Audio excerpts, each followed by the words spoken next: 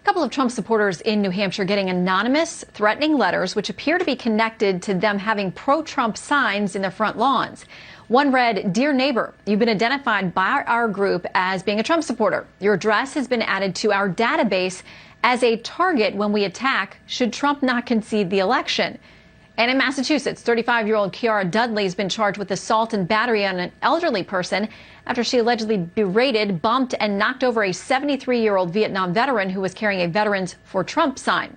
So let's talk about just how heated things have gotten politically and with our differences with KTTH Seattle radio talk show host Jason Rantz and Cal Berkeley law professor John Yoo. Welcome to you both. Hello. Hi, Shannon. Okay, so apparently there was another case, and this one involved, it was in Baltimore County somewhere, some disagreement with some folks driving by. They were Trump supporters. There was a guy with a sign. I don't know. There's a lot of confusion, but they were on two different sides. He ends up firing a shotgun, allegedly, and here's what the judge said. How did it get to the point where he pulls out a shotgun? What has the world come to? This is beyond belief. Free speech. Why resort to weaponry? This could have been horrible. I think everybody's fine. But Jason, it raised a lot of eyebrows about where we've gotten to at this moment.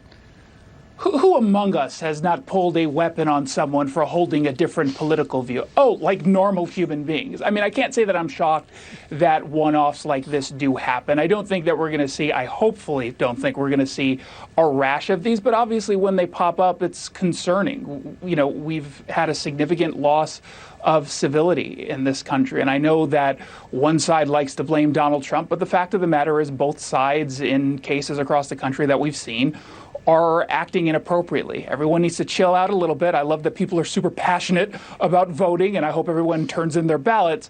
But there's no reason to even come close to this kind of potential violence over an election. Everyone needs to just chill out a little bit, take a deep breath, vote, and let's go on with our lives. Namaste. That's where we're all going.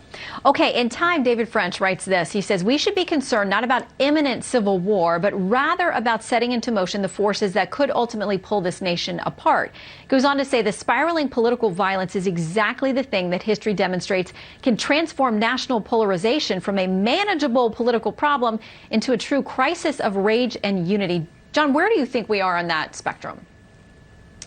Well, I think David, my friend, is getting a little ahead of himself. I think he's getting a little too worried.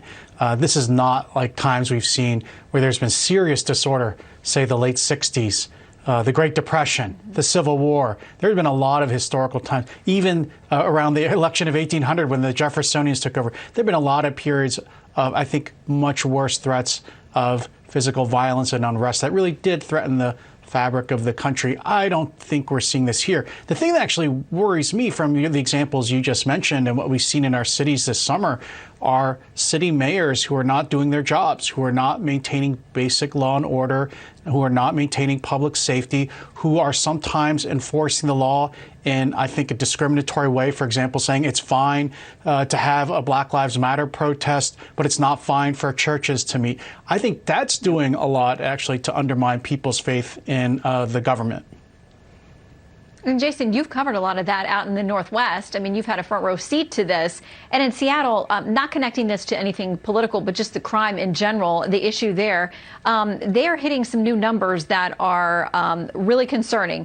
This is what a King County prosecuting attorney told King 5 there in August, that it's concerning that we've had almost as many homicides this year so far as we did in all of last year. And those numbers continue. Jason, what's the situation out there? Yeah, unfortunately, last night just put that number too higher than what we've seen in King County last year. When you look specifically at Seattle, we've seen a surge in homicides. We went from 28 to 49, and we're not even done with this year. So, I mean, keep that in mind.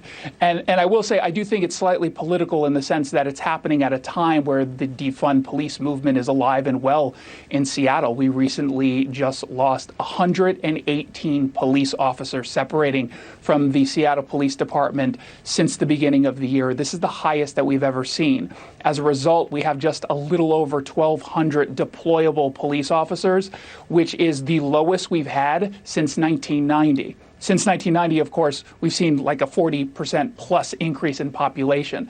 People not policing, cops not going out on the streets and doing their jobs means we end up seeing more of these kinds of numbers. And it's absolutely shocking and disturbing. Yeah, I mean, we ask a lot of them. We always have to put on their uniforms and their badges and go out there onto the streets every day. And now they're facing some pretty demoralizing conditions. So our thanks to the good men and women who are in law enforcement and to Jason and John with us tonight. Thank you both. Thank you.